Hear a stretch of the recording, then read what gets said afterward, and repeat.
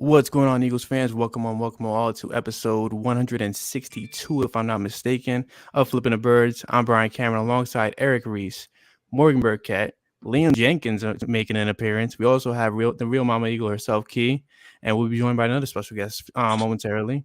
But first and foremost, how's everybody feeling right now? Good, man. Talking Eagles on a Saturday, before the Super Bowl. Can't really ask for much better, so can't complain. Ready, less than 24 hours to go. Mm-hmm. Yeah, I mean, I wish it was now. That's the only thing. Yeah. I'm getting anxious, but I'm locked in, man. I'm ready to go too. Like, I feel like this team is not only special this year, but there's gonna be things, among the horizon that are gonna. Philadelphia is finally on one, so I'm excited. It's kind of crazy. I mean, like I mentioned a couple of times. I mean, there's a wild emotional investment in this team, like far superior than what we experienced in 2017, 2018. And there's one significant reason why, right? Jalen Hurts. At the end of the day, the story, the Rocky Balboa story, literally, the living legend right now from everything he's had to go through to this point. I mean, the guy got his own trailer from Alabama and Oklahoma University. Mm-hmm. Yeah, I mean, I feel like we talked about this before, but it's really nice. Like last time with the Super Bowl, we knew what the Eagles were and they had this kind of identity. And then for the playoffs, it was different. We had that game in Atlanta, then we went to the Vikings. We weren't really sure what to expect. And this playoffs just feels like the Eagles are playing Philadelphia football. And to see that, be the best football in the world right now it just feels good. It just feels good that the team that I know and love is playing the football that I know and love. And they're about to show the world the football that I know and love, No, I'm excited. Yeah, exactly. It's exactly how I feel. Like this is the football that I know and love, and this is the football that is going to be thriving, probably at the top of the NFL for a while. I'm like so confident about this game. Like, you have a lot of energy today. You have a lot of juice flowing through you right now. Listen. I was at a gender reveal. I had 2 vodka drinks. Maybe that's part of it. But what I will say. But what I will say is, you have a whiskey drink, you have a cider drink, you have a vodka drink, you have a lager drink. That's from a good song. Even better song will be "Fly Eagles Fly" at the end of Sunday night. Mm-hmm. And a big thing, that's a little bit of a topic for Flipping the Birds right now, right? I mean, there was a big bet made in the beginning of the year where Eric swore up and down that Greg Ward would make the roster, and Zach said, "Hey, like if he does make it, I owe you a pork dinner." Greg Ward is making his appearance in the Super Bowl in the final hour. So I'm going to make a prop bet right now. I don't know if you can find it, but Greg Ward touchdown pass, boom, do it. A trick play is coming. Why else would you do it for one game? Here's the thing, though. Do those betting apps pay out in pork? Because you got to figure that first. Okay. I went to, as long as the payout's in pork. I went to draftpork.com. And that's where I sign up. Betting line is. Yeah, it's a good one. You can get it rare even. It's great.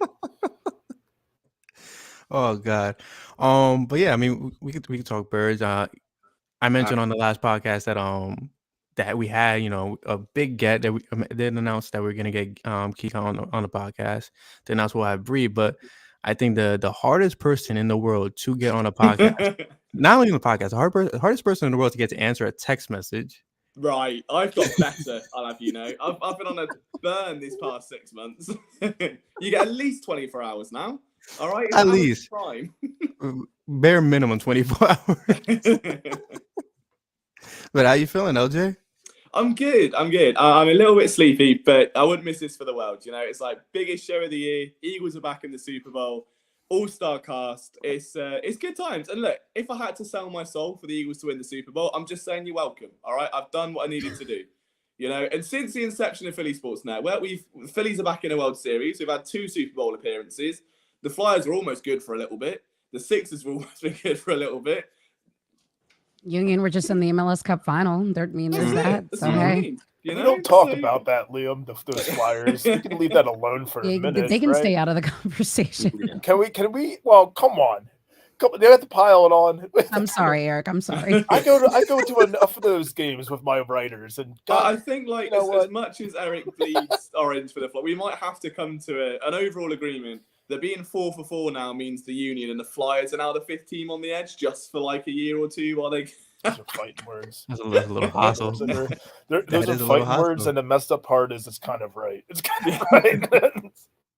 It's the adrenaline. It's the Super Bowl adrenaline. We all blame it on that the next day. It's like That's it fine. wasn't me, That's it was the absolutely Super Bowl. fine.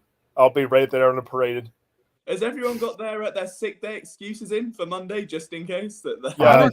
I work for myself. I already cleared my schedule. Oh, there we go. I was about to say I don't really have an excuse. It's just more so like I work with a Cowboys fan. He'll be there. No, that's enough. Yeah. You should I just go enjoy just to them see calling out. him brag and then go home. Yeah, 100%.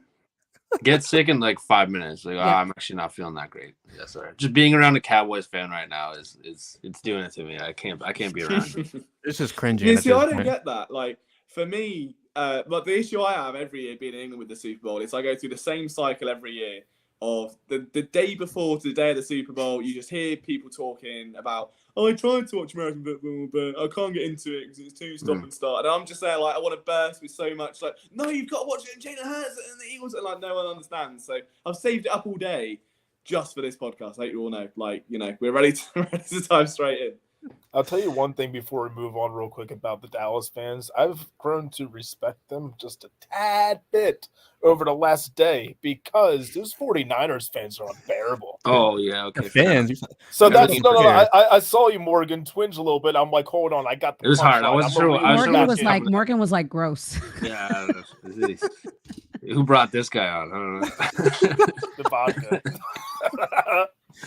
Dude, like it's not even the fans, like it's the players. It's It's crazy. It's literally It's the both. Debo Samuels. Like it's terrible. Like I've never seen such sore losers in the NFL in my life, and we got to deal with the Cowboys, all season long. Well, like I don't know about you guys, but for me in sports, if you ever came third or fourth, you hope that the team that beat you was the one that won, because then you lost to the best team, and then you can always kind of claim like, okay, well we put up a fight against the best team. So I don't understand it at all that they're all put money on the Chiefs, put money on the Chiefs. Like the Chiefs beat the shit out of you. So either way, like it doesn't make you look any better. You I lost to don't both better understand teams. Yeah. So I mean, it is what it is. I don't take it personally at all. The So. Kyle I just don't Shanahan understand. sore loser culture.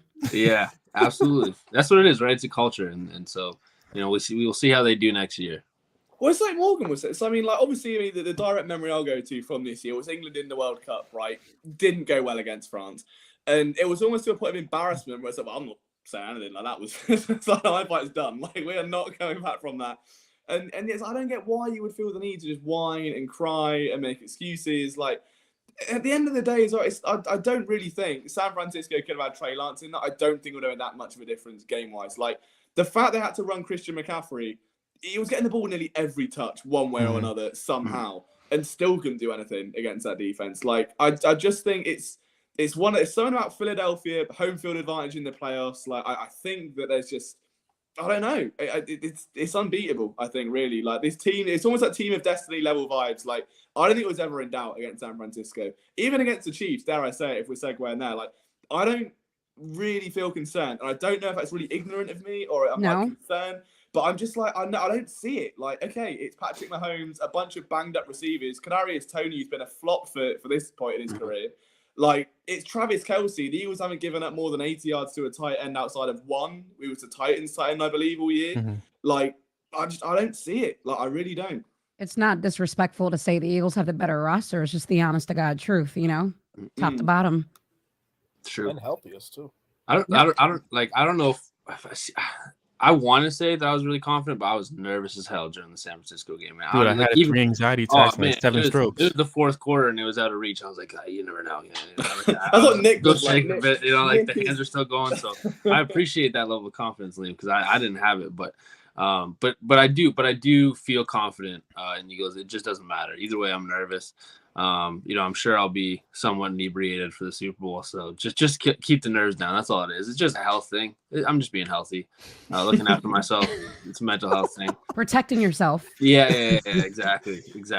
So I mean, while we're on the topic, like looking at this team, right? Looking at what this team could possibly accomplish over the next couple seasons, is it a disappointment if they actually do lose the Super Bowl?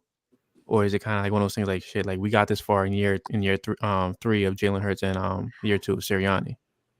I don't want to say that it's hard because it will be just because of how hard it is to go back. Yeah, And you think about the guys that we may not have next year. We may not have Hargrave. We know we're probably not going to have Bradbury. Just things like that really added to this great defense, and may lose Miles Sanders. So this feels like you kind of have to do it. And then, of course, you hope the team is good enough to go back next year and maybe repeat. Yeah, I think nail on the head. Like I said just before we went into the show, is I think there was so much emphasis from Howie. Like you saw it so early of like they knew the strength of schedule was light, and he's gone all in, as we know, on these plug and play guys, these free agents. Some of it fell into his lap, like Bradbury and Gardner Johnson randomly just appearing in Philadelphia out of nowhere where they needed a safety, hadn't addressed it all year.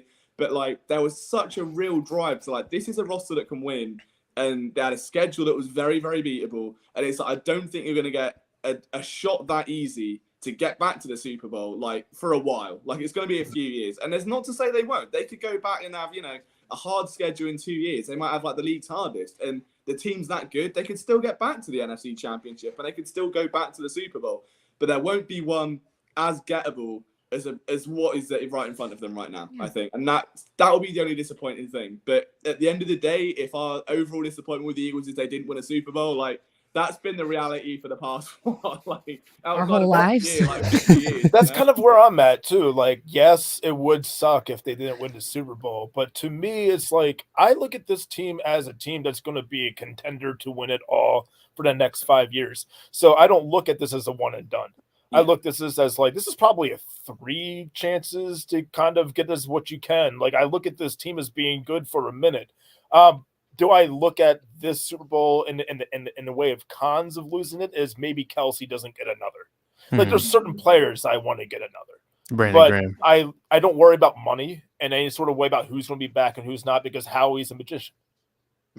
That's kind of just how I feel about the Eagles as a franchise. Like, it's the least stressful one to deal with because they always just kind of find a way to maintain, and that's what I've come to understand about what I saw in front of me this season. And that's a definitely a fair thought. And to kind of piggyback off what LJ was saying about them, they could be possibly facing a harder schedule. I mean, the key thing of this season has been the credibility that the Eagles are receiving from national media, from even the NFL teams as well. Is like they haven't beaten anybody worthy. They haven't done good enough.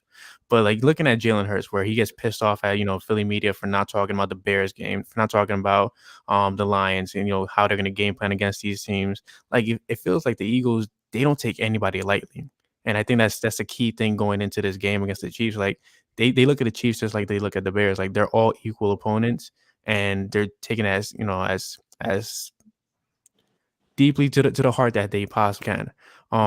Looking at the schedule this season, looking at everybody that they face, I mean, do you think this team is truly like a victim, not so much a victim to the media, to the schedule, or is more so like no, they did what they were supposed to do, they won, and now they're here? I like what I found interesting is I think across the NFL we kind of saw a shift of these teams that historically or even over the last little bit we thought were going to be good. Green Bay wasn't really a worry. The Buccaneers weren't really a concern. You had some teams that maybe you had some hope they were going to be competitive. Arizona never put it together. They're kind of in shambles. And then, you have teams like the Giants who we didn't really know what was going to happen. They kind of came out. So I think over the next couple of years, you're going to see that these teams that the Eagles played are better than people thought they were. Like the Lions are going to start to be a good team, I think. Like that's just shift. And so I think that it's easy to go look back in hindsight and see that, but you had the Titans that they weren't really like. There's all these teams that were perennial kind of division leaders that just aren't anymore. And then you have some teams that the Eagles played where it was competitive, and just because those teams hadn't been good in the last couple of years, they assume that they're easy games. But I mean, again, like you said, Brian, you play who's in front of you, and the Eagles didn't take anyone lightly, and they won these games. But I think just looking back, like 3-4 years down the road, you're going to realize that some of these teams actually had a good thing going and were building. They're just young. They're just not established yet. And I would say the NFL as a whole, both conferences, if you really look at both in a vacuum, there was probably only 3 good teams in each conference. You look at the NFC, best 3 teams were probably Philly, San Fran, and Dallas. And the AFC, obviously Kansas City, Buffalo, and Cincinnati. After that, you have a bunch of teams that were either potentially on the bubble of being good or just very mediocre or terrible, no in between. So it was just one of those mediocre years for the league. And I think you could pretty much say most teams didn't face a challenging schedule all the way through 18 weeks. That's just the reality. How do we feel, I guess, about this extra game and extra playoff spot? Oh, Weird. I can't be asked. Like, if it gets to a point, you've got half the league making the playoffs. That's how I feel too. It's just 7C hasn't won a game yet either. So yeah, I mean, you've got to be bang average to get into the post. The postseason should be, you know, the top of the top. Like it was fine with 8 teams. Like I thought there was nothing wrong with that. And then it got all right. We have extras with wild cards, and now it's like you might as well just have everyone go to the postseason at this point and just have a round robin, like do the whole NHL thing, do the round robin, do the play-in, like get that sorted. But I don't know. That's just me. But I'm the whole promotion relegation guy in England, so I'm very biased to like 4 teams going up and coming down. I suppose. I mean, I like the old format too, so I agree with you. I would love to see Georgia just kind of get added to the NFL. Like, you know, we can get rid of, I don't know, Texans. We don't need the Texans. You know, we'll swap those out. Like, that would be awesome. We should adopt the relegation system. It'd be cool. But the main thing is, the Eagles wouldn't be relegated under any circumstance because they're in the Super Bowl tomorrow. And that's the only thing that I think going into. And it still feels like, this is the other thing. I really want to quickly raise to you guys because I've felt this for like a couple of weeks now. And I think I've mentioned it on like a couple of other shows. And I think I was with Phil on like the morning show that he does. Wait. Time out. Other shows. Like wait, hold on. this- Other shows. Wait. Whoa. It took me a whole year to get you on the podcast. What do you mean other shows?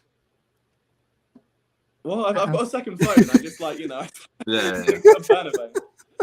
I never heard of another channel. I'm easy in the morning, but no, so like, is it just me? So I feel like there was so much more like emotion in 2017, and it was like I think half because like obviously Wentz went down against the Rams, and from that moment on, it was meant to be a train wreck, and somehow it was miracle after miracle, and you're so like, we shouldn't be here, this shouldn't happen, and this just feels like, yeah, we should be here, yeah, Eagles should win, and it's like the most like nonchalant, like I can't describe it. this team's like a bulldozer. They're like a tractor. They're just running everything over. Yeah, and like nothing has been. And what I'll even go back to Brian's earlier point to segue into it. It's like they are taking every team seriously and they aren't playing down. And I'm not the biggest Jonathan Gannon fan. I've caught some flack for it over the year. Like he's gradually winning me over. But the one thing I'll absolutely say is there has not really been a game I can pick out in 2 years where the Eagles have had a 3-4 possession lead, nearly blown it, and started playing a sticks defense. And like.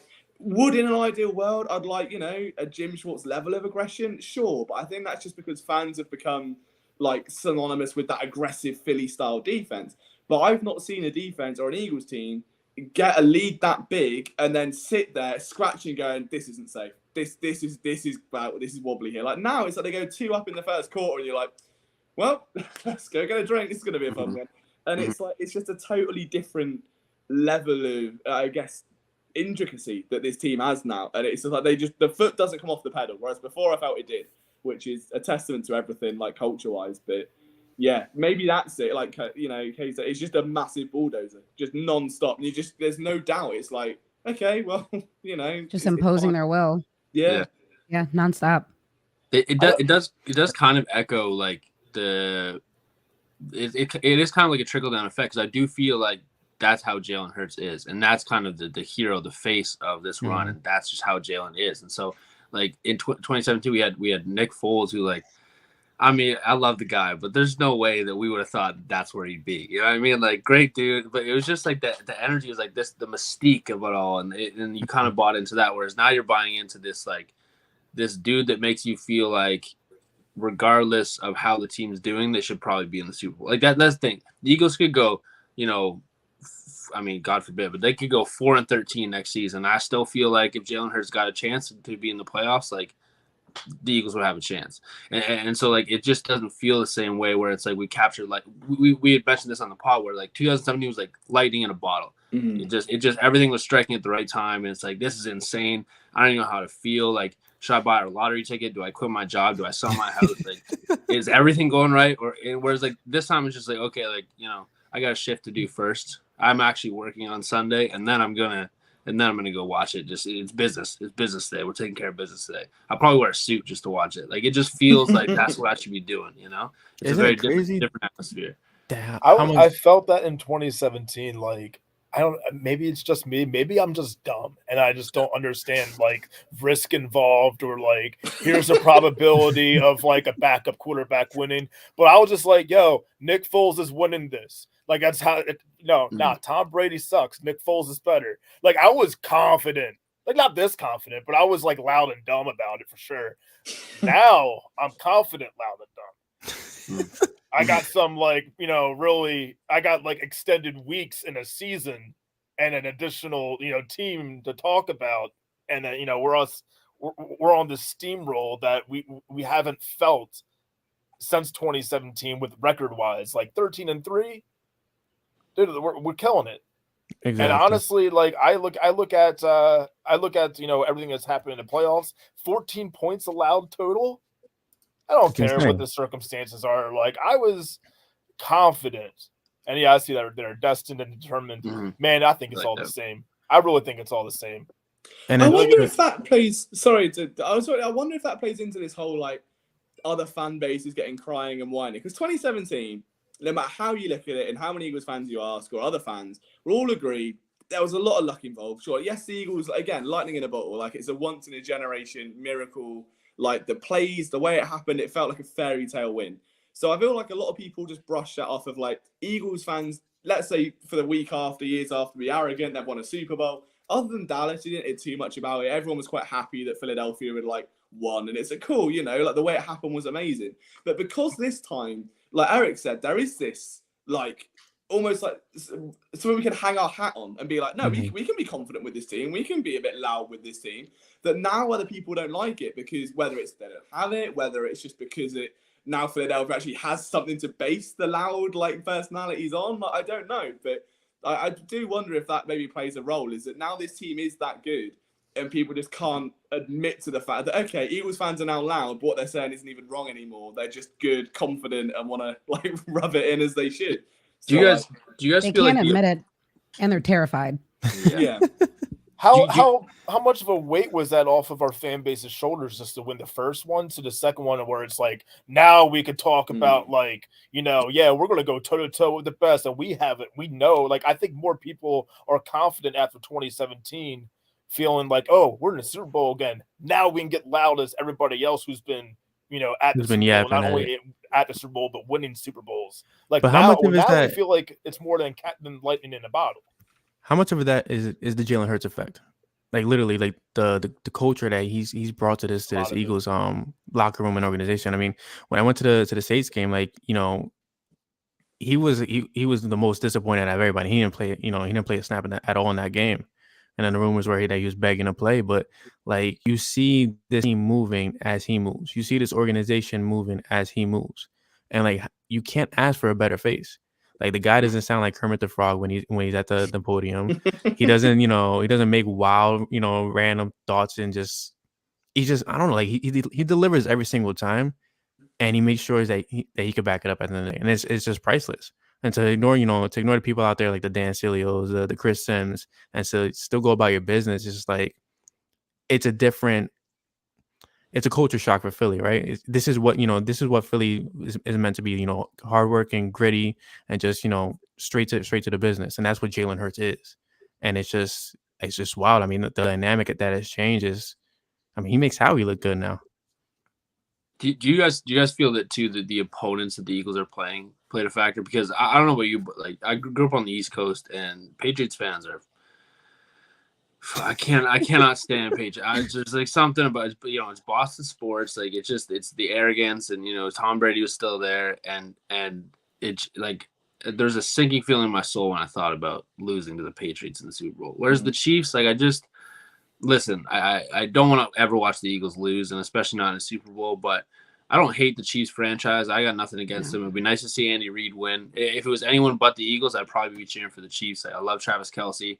There's a lot of players on the Chiefs that I like. It's not Patrick Mahomes' fault. He's got an idiot brother. Like that's not on him. So I really don't mind the Chiefs. Whereas like there was venom, and it felt so good to beat the Vikings the way they did in 2017. Like that was amazing. I have Vikings fans around me that are. It's just fun to watch them lose. And then there's the Patriots. So I feel like this year, like again, we played the Giants. It could have been the Cowboys. I feel like that would have really energized like the playoff run. But instead, we got a 49ers team, broke them, like just dismantled them, and now we got all this whining, and it just feels like it's kind of like I don't even need to feel excited just because it's just like the whining is like fueling my, like every single morning I just wake up and just get energized by like 49ers fans crying about something that they couldn't control. Like I like for some reason it's my fault that their toaster didn't work this morning. Like I don't get it. But it's like stuff like that. And so it just feels different. Like it's just like watch us do what we're supposed to do. Whereas in 2017 it was just like, oh, we're getting away with stuff here. Like I don't it know was just a shit housery in 2017. It was just pure like chaos. But yeah, I think I agree with that. I think so much of it is on Jalen Hurts as well. And just from a leader, I mean, the one bit of advice I was always told in life was like, don't chase good jobs, like chase good leadership, chase people that will like make you better. And it is crazy when you see these like mic'd up and like the little inside the huddle things. The guy, am I right? He's 24. Is that right? 24, yeah, 25? 24. 24 years old. Like to have that kind of like just what obviously the word is like leadership, but the ability to just the cadence, what I'm looking for, to get the word out, to rally the troops the way he does. Like there's a reason. Luckily, most of my leadership's done through text because my voice is way too whiny to, no one would do anything if I started shouting at them. But it's unbelievable. If you go back to Carson Wentz, and I hate to draw that comparison, but you can look at any quarterback in the league, really. I think there's only a handful that when they speak, the whole team will just stop and listen the way that the Eagles do with Jalen Hurts. And it's like, Hurts could throw a dud, have the worst game of his life. And it's just the accountability of, yeah, it's on me, we'll get better. And it's like a trust in that. Like, okay, well, he's going to work at it, we'll back it. And that's all you could ever want in anyone. And for me, like above anything else, it doesn't matter what happens on the field. Like, I would much rather have someone like that rather than someone that is maybe the greatest quarterback of all time, but it's just the heart's not in it, or a Zach Wilson type of energy, where it's just so different. And especially with young quarterbacks, and like there's a couple coming, like Spencer Rattler's another one coming out if we're going to go forward a bit. But there's just a different mentality. You can see different quarterbacks race in different ways, and some are all about being the guy and the playmaker. Others are just head down. It's like emptiest cans make the most noise when you kick them. That can be said for Niners fans, can be said for quarterbacks, whoever. But the fact that Jalen Hurts is so cerebral in what he does, like I think everyone's just turned and gone, yeah, I'm in on that, and that's it. Just blindly follow whatever he says because it just leads to good things. And I think that's a portion of his game that's really overlooked. I mean, the intelligence. Like the kid is smart as hell, and not too many people respect it. And I think that's what irks Eagles fans when a Chris or these other guys come out saying that Jalen Hurts, make him play quarterback, he can't beat you. Like no, like this kid. I mean, he lost his job to Tua in college at halftime in a championship game. You're gonna tell me that he didn't study his ass off and learn how to be a better quarterback, then brought that to Oklahoma, and then brought that to Philly? Like this kid is extremely intelligent when he's on the field. And I mean, five or 6 interceptions, I think, if I'm not mistaken, this season. So it's like he shows that he knows what he's doing. Yeah, he's definitely learned how to make I guess smarter passes. And maybe that does come with the pre-snap reads, or maybe there is a little bit of like, hey, when you make your read and you have a passing play, if you see a lane, maybe just take it. And that's maybe they're telling him to do that, and he kind of feels that he has that option. But I do think that he always showed poise, and I went far away. And I hate the fact that I'm even going to compare him to this player, but like if you can just take yourself back to like the first season where Deshaun Watson was a Texan, like there was times where he showed me poise in the pocket, and then when I was talking about that against the Bengals on like a Thursday night game, he ran for like a 70-yard touchdown. And I was like, that guy's going to be good. And then his career happened. Oh, no, he got the script. That's what it was. He got the script, and then everything went off the rails.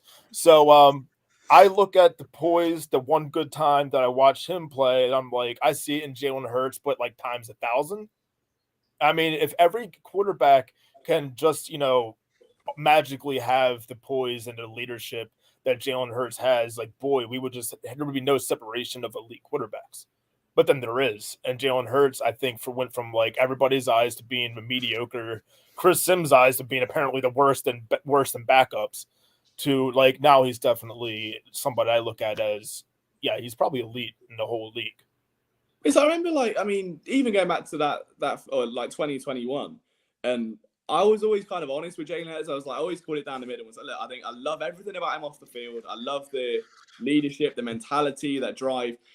I think he lacked zip on short passes over the middle. He lacked touch on deep balls, and he escaped the pocket too much instinctively. I was like, if you can work on that, it'll be absolutely fine. And year 2, he's like, not only just fixed them, but just made them like strength of his game. And to find any player, like at any position in the NFL, that can take like 3 areas of weakness and all of a sudden then become like the strongest area of a game, which feels like overnight, and yet no one really talk about it or give him that credit. Like, it's easy for Eagles fans to, yeah, I knew he was the guy. I think we all knew he had the ability to be the guy. But potential and ability aren't the same thing. Like, you can have all the potential in the world and still, not quite live up to it. Hurts has gone from year 1 to year 2 to year 3 with a step better each time. Like, how high that ceiling goes is anyone's guess at this point. But the fact that I was like, okay, here are the areas I'd really like to see him improve for me to be like, yeah, give him a contract, let him write a number on it, sign it, he can have what he wants. Like, he can have my house if he feels like it. And he's done that for me this year. Like, it's just unbelievable. And I think that's the only thing I'd say about this team, like, aside from the other fan bases and stuff that, like, has annoyed me, is like the fact he got, one MVP vote? Like, Yeah. really? Insane. Like, okay, he missed 2 games, but it's not really just about numbers, is it? You're talking about someone that is most valuable to the team. I felt Mahomes had a couple of absolute stinkers this year, 2 or 3 like really bad games, and I was like, surely that's going to mess the MVP odds up. And then you look at the next day, and it's like at one point I think he was below Burrow. It was like Allen, Hurts, Burrow, and then Mahomes, and I was like, okay. And then all of a sudden he just wins 38 votes, and it's like, okay, like, there's not much you can do there. Like, Hurts me has done everything possible to not just be a good quarterback, but an elite one. Like, and he hopefully gets paid like it this year, because he absolutely deserves every penny. Talking $50 million a year. You can have 60. That's fine by me. You can have it. Let him. It's fine. Yeah. Give him a stake of the city and everything. So let's talk Super Bowl. I mean, it's an intriguing matchup. We do have the Philadelphia Eagles, who position by position do have a better roster. Obviously, they are facing probably a guy who's going to end up in, as one of the better quarterbacks of all time at, when his career is said and done, and a head coach that's pretty brilliant. But at the end of the day, everybody has their weakness right now. What's your confidence level right now with the Eagles going against the Chiefs? Hi. I think the lines are going to dictate this game, the offensive and defensive lines, and Philly's better both. We've been hearing so much about Chris Jones for the last week and a half, and he's the only guy on the Chiefs defense that has over double-digit sacks. Meanwhile, the Eagles have 4, and it's not being talked about as much as it should be. And then you have the Eagles offensive line that has regularly shut down great pass rushers. We just saw Bosa do nothing against Philly.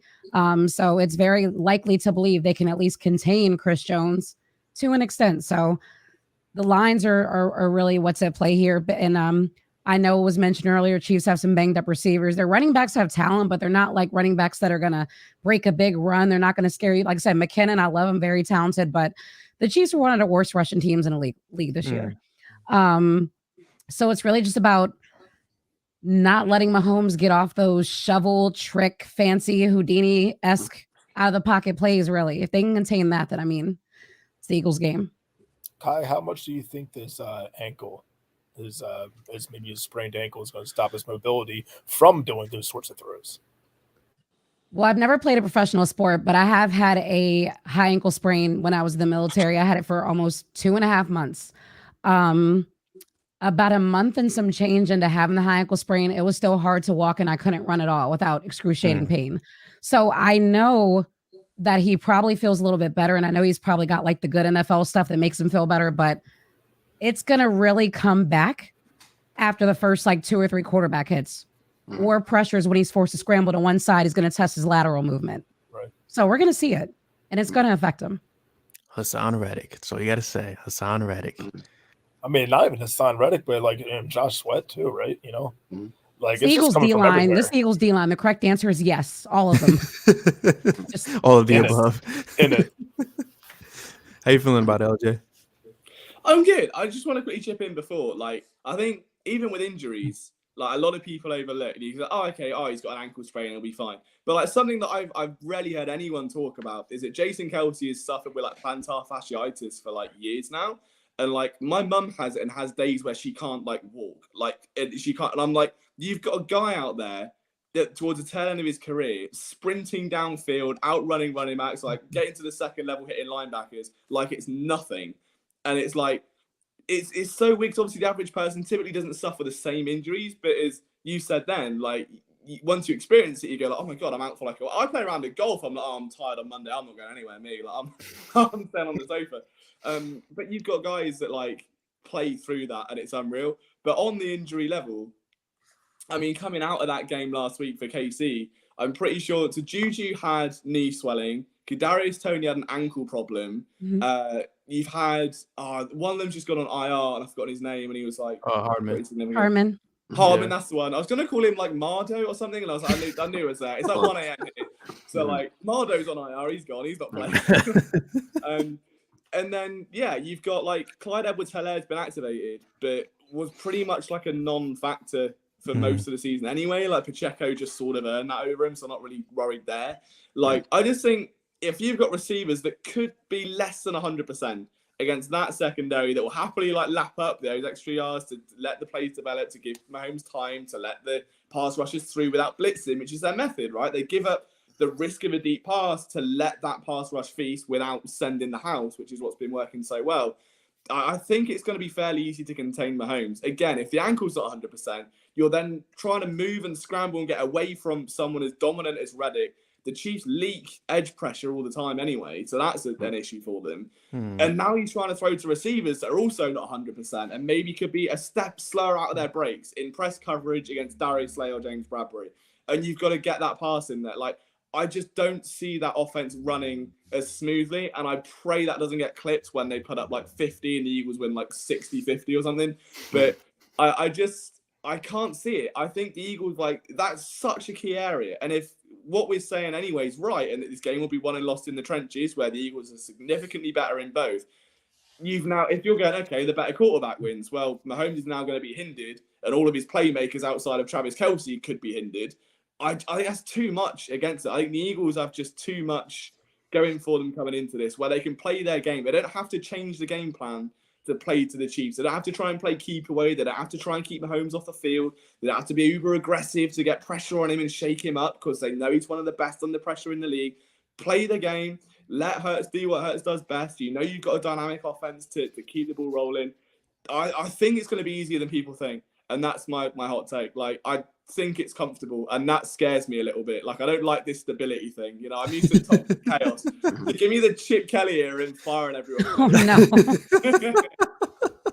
Scarred me. I need therapy for that. But genuinely, I think this will be easier than people think. Like, I'm very confident.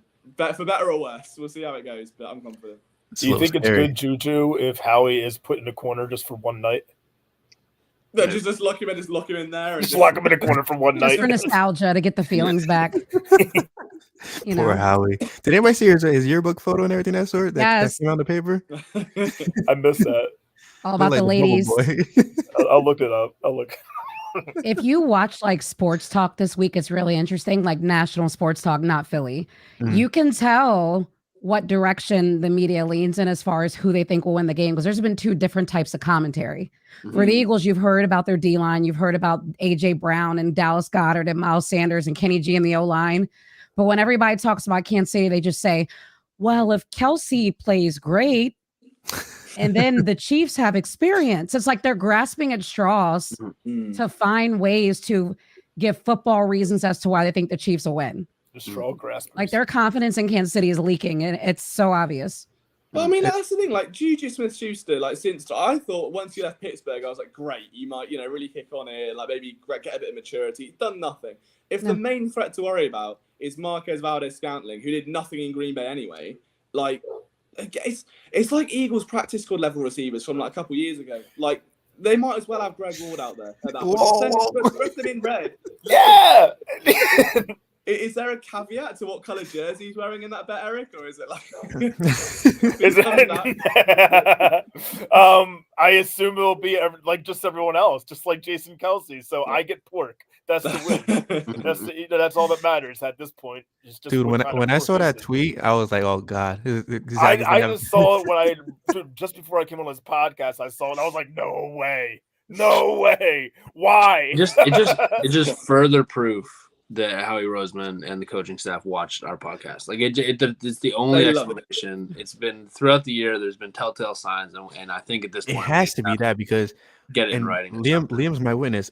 I wrote an article about CJ Gardner-Johnson being traded, why he should get traded to Philly. AJ Brown was in that same article, and this was like before the draft, and I think that's where that happened. So they're definitely paying attention. I mean, the John Hightower thing's my fault. I'll take credit. I mean, you definitely ruined that guy's career, dude. That's my bad, like. But like, I mean, it's a funny story, right? And this is like further point. I think they do pay attention. I remember this was 2015, I think. It's like first year or two of running PSN. And Vinny Curry had just come out of his contract year. He was entering free agency. And I had like a bit of a like dialogue with his trainer at the time, or like a personal trainer of his. And he was like, "Oh, there's a few AFC teams interested." And I was like, "Okay." And like, Baltimore was one of them. He was like, "Do with the information what you will. I can't like give you more than that at the minute because it was just before the legal tampering period." But he's like, "Baltimore are going to come for him." So I put an article out saying there's like a few AFC teams interested in Vinny Curry before he hits free agency. The next day, he signs the most overpaid contract imaginable in Philadelphia and is there for like a few more years. And I was like, have I been swindled here? Is that just coincidence? Like, is someone paying attention? And then Howie's like, "Shit, fuck, get the pen, get him signed." You know how sometimes there's a like a head coach that maybe looks at a running back and says, "We're going to play you until you get 100 yards rushing, and that's it. We make it a point for you to get 100 yards rushing, like to meet this milestone." I think Howie looked at our podcast and said, "Eric, I'm making a point for you to eat pork."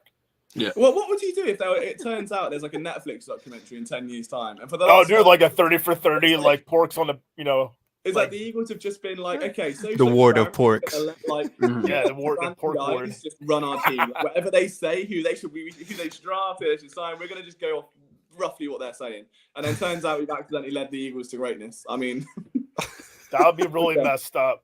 There we go. That'd be just messed up. I guess we gotta be a lot better going forward. It's a lot of pressure now. There's a lot of freaking pressure. I'm not writing no more. I would Madden a lot. Yeah. So before we get into Eric's favorite, I feel like we need a little jingle from when we went to Eric's favorite part of the show. Super Bowl MVP. I mean, who's everybody's pick? I'll swing first, and I'll say right off the rip, I'm either going Haason Reddick or Darius Slay, because I feel like the defense is they're gonna be the ones. Like, this is their game. As much as I feel like this is gonna be the Jalen Hurts game, I think he's gonna be efficient and he's gonna be really on top of his game in Super Bowl. But I feel like Haason Reddick is just like, dude, like, come on, like, he should have been Defensive Player of the Year regardless. Like, I don't care what anybody says.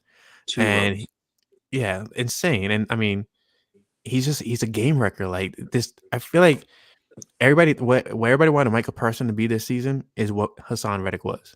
The guy was a true game wrecker. He was as versatile as can be. Gannon actually used him to strengthen almost every aspect of the game. I mean, the guy was thrown into pass coverage, several times in multiple games. And weirdly enough, he never publicly talked about his foot fetish, which is crazy. Do you guys see that clip? Like, what? I did not. Oh, I'm very curious. Now I'm scared. Someone dubbed over Michael Parsons' thing, and he's like, "Tell me something nobody knows about you," because I have a foot fetish, and I can't tell if it's right or not, but it's just so fitting. Like, fuck that guy. I don't want to like him so much, but like, yeah, he definitely does. It's true. Anyway, sorry, go ahead, Brian. I didn't mean to throw that in there, man. So wait, hold on. I got lost in all that. Who's your MVP? My MVP is Haason Reddick or Darius Slay. Jalen Hurts' feet. Yeah, feet. I'm sorry. I know like a lot of the Cowboys are rooting for Jalen, which is, I'm sorry, it's so weird. Yeah. I don't care how much of BFFs you are. It's weird. Like, Did you stop see it. that Emmitt Smith thing? Where Emmitt Smith Yeah. was like that he loves him, and he's like, "What do you feel like Cowboys fans should say about the Eagles? Nothing. Keep your mouth shut." Freaking golden. Like, wow. MVP. I agree with Brian that the defense is going to be the star of this game. I want it to be Reddick, but they don't like to give it to defensive players because there was a time where, Strahan should have gotten it and they gave it to Eli Manning. And we've seen quarterbacks with very mediocre stats get Super Bowl MVP. Not to say Jalen Hurts is mediocre, but the bar is not super high. If they win, they'll probably give it to him. Reddick would have to have maybe 3 sacks and a forced fumble or fumble recovery, a couple tackles for, I don't know, something like that. Maybe even more. I don't know what it'll take, but I think it'll be Jalen. It's not dubbed, guys. It's not dubbed. It's real. Oh no. It's real. Oh no. Yeah, I'm just gonna flat out I can't not say who I want to say his name. Dude, Greg Ward, MVP. Oh my goodness. I can't not say it. He's in one game, Kai. 2019 redemption. Yeah, no. Let's be I think the last time a defensive player was MVP might have been 2002, Dexter McCluster. No, you had. Who was that? Dexter Jackson. Maybe it wasn't McCluster. Was it anyone nothing up but Malcolm? Who was the defensive back that year from the Bucks? That's the team that was on Bucks Raiders. Rondé Barber? No. It was Dexter. I thought Jackson. Von Miller won MVP. Did he really? Yeah. Didn't Von?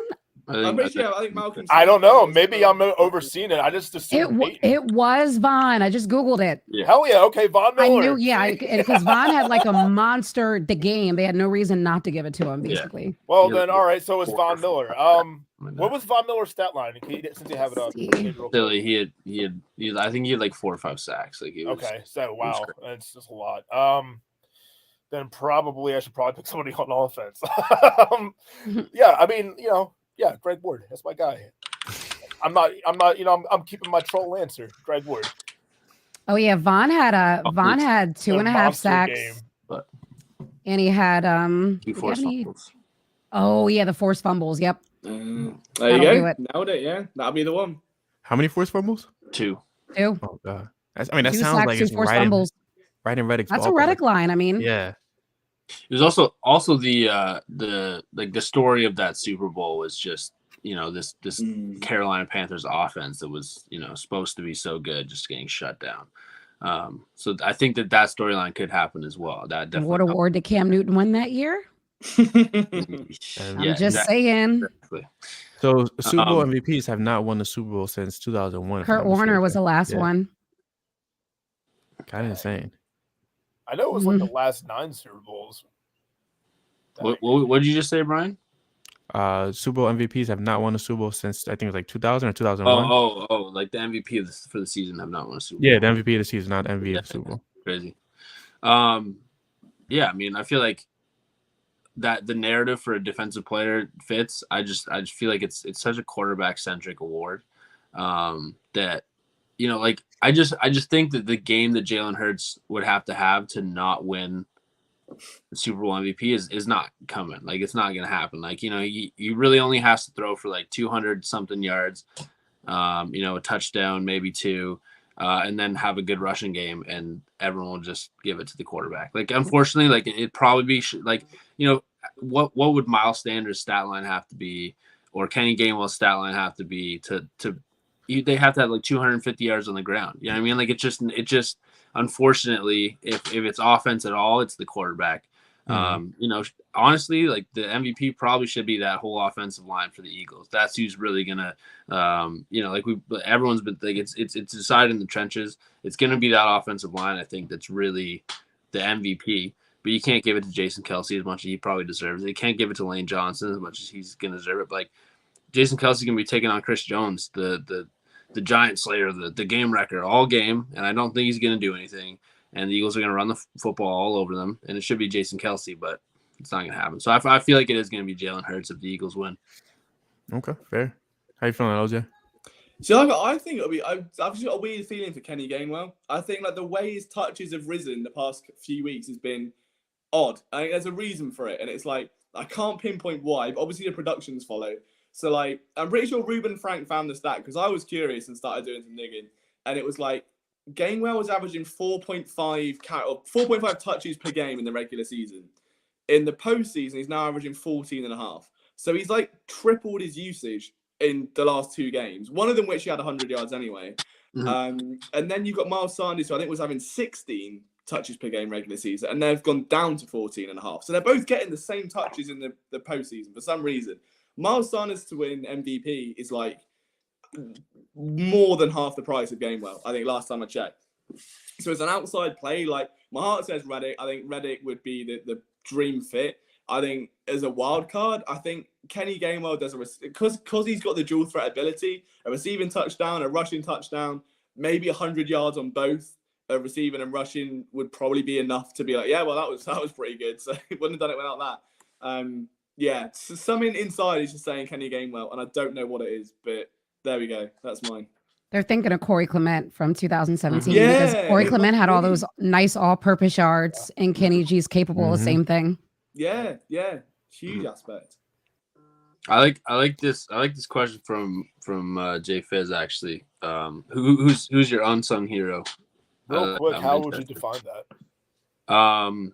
If they wrote a song about it, they might not be in the song, but the hero that's like in the background. They're not. Yeah. There's some background singers kind of doing it as like an ad lib, but it's not quite sung. I think that's the definition of that word. I think Brian Johnson's an unsung hero.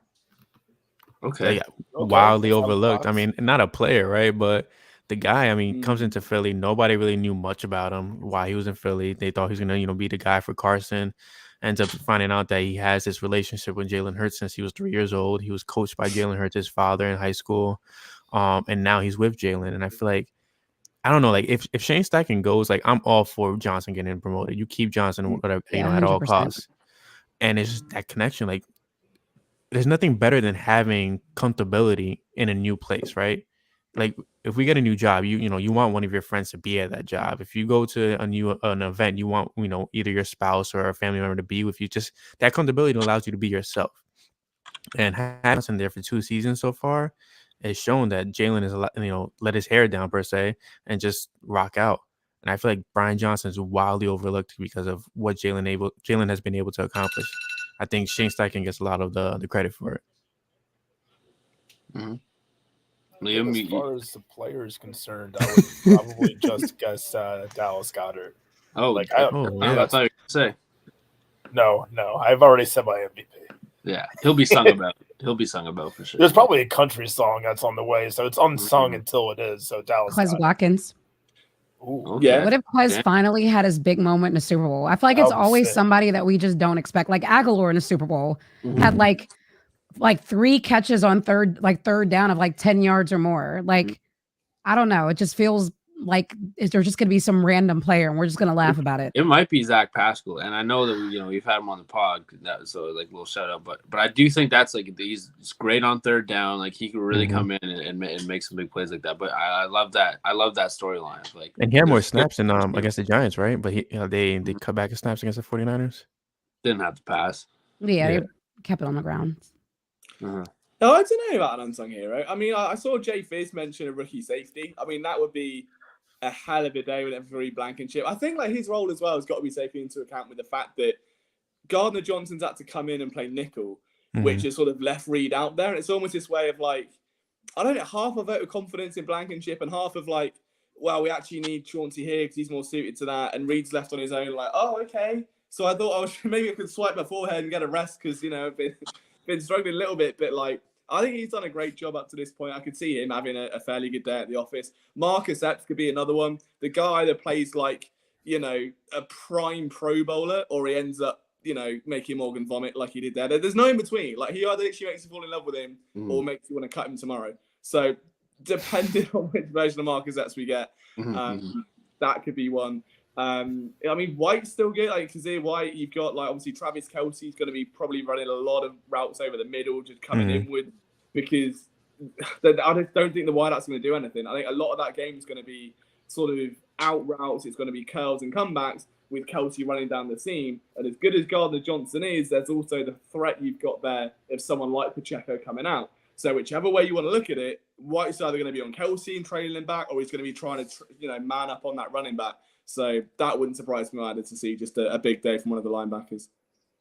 I think for me is like an unsung hero that's kind of been the unsung hero all season for the Eagles, and it goes on kind of what Liam's thought process is TJ Edwards, man, like an undrafted linebacker, comes in and becomes what he was one of 3 linebackers with a plus 90 PFF grade in both coverage and against the run, and the other 2 are just got eliminated last week by the Eagles, but are talked about as the best linebackers in football. Like, and here's this guy on the Eagles. No one really talks about him.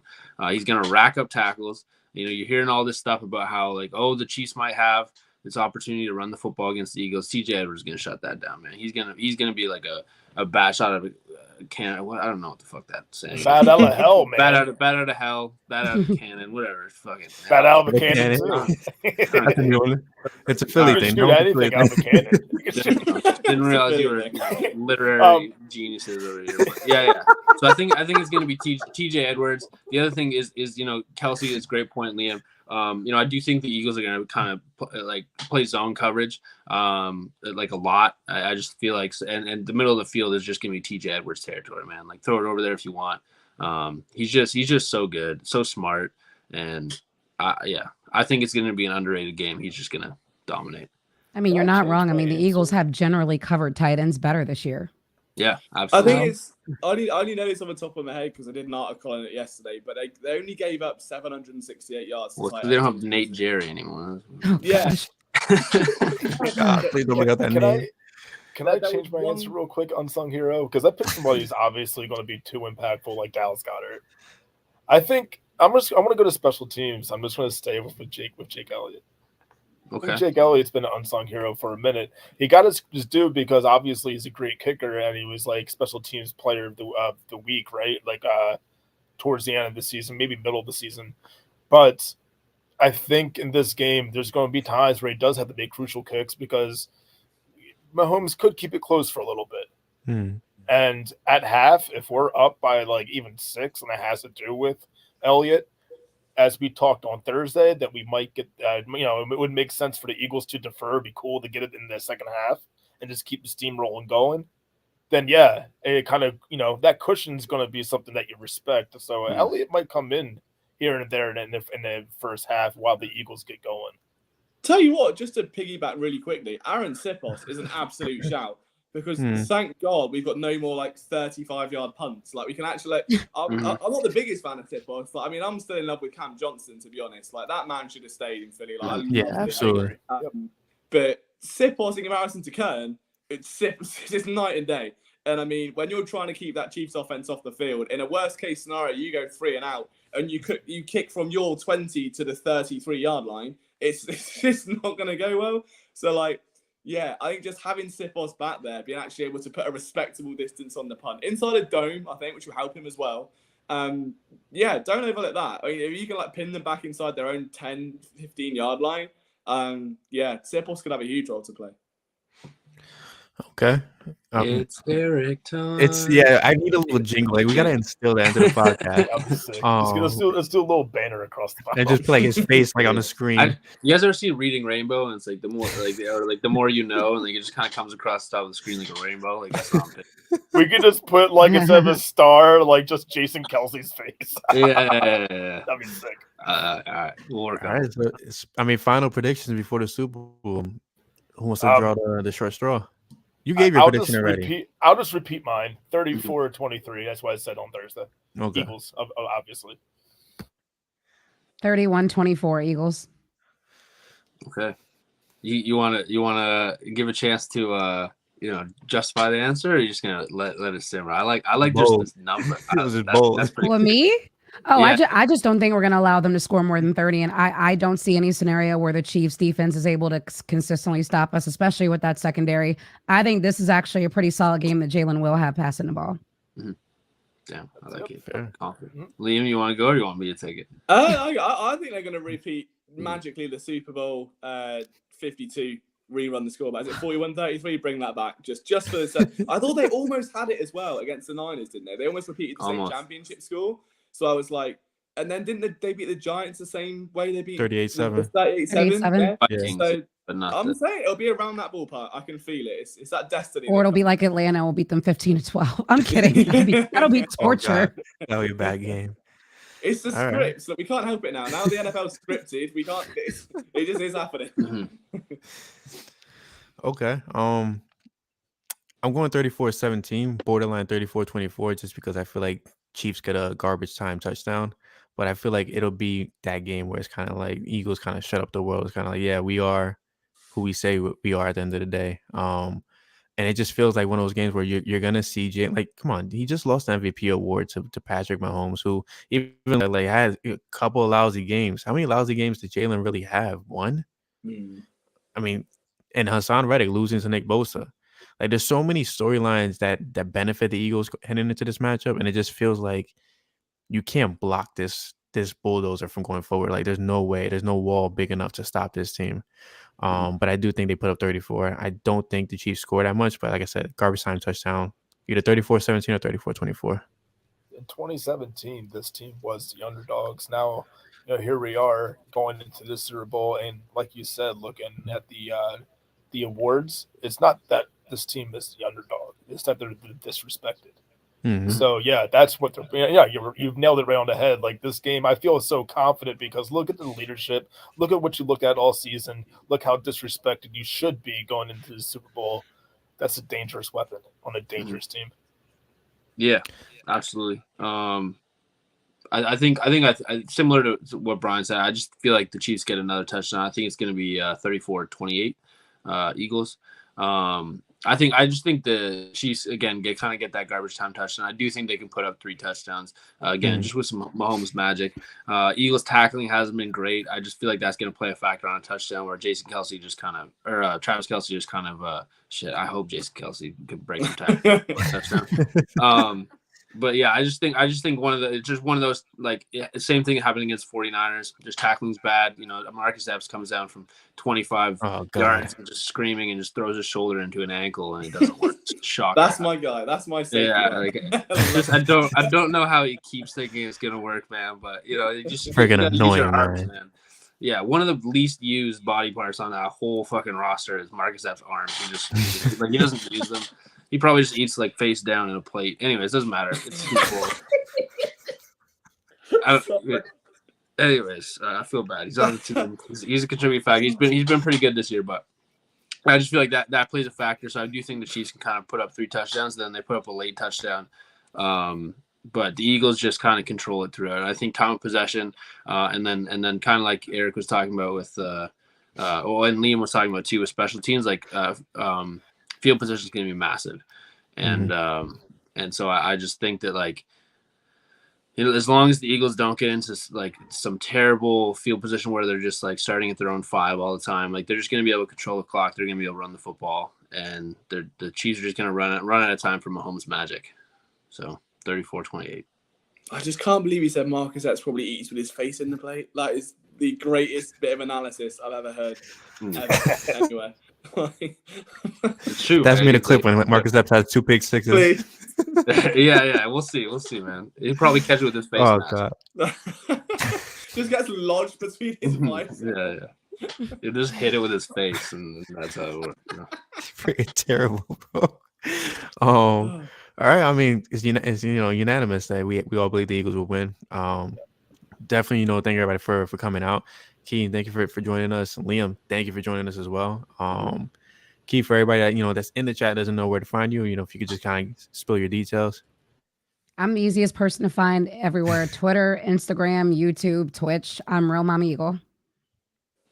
Hell yeah.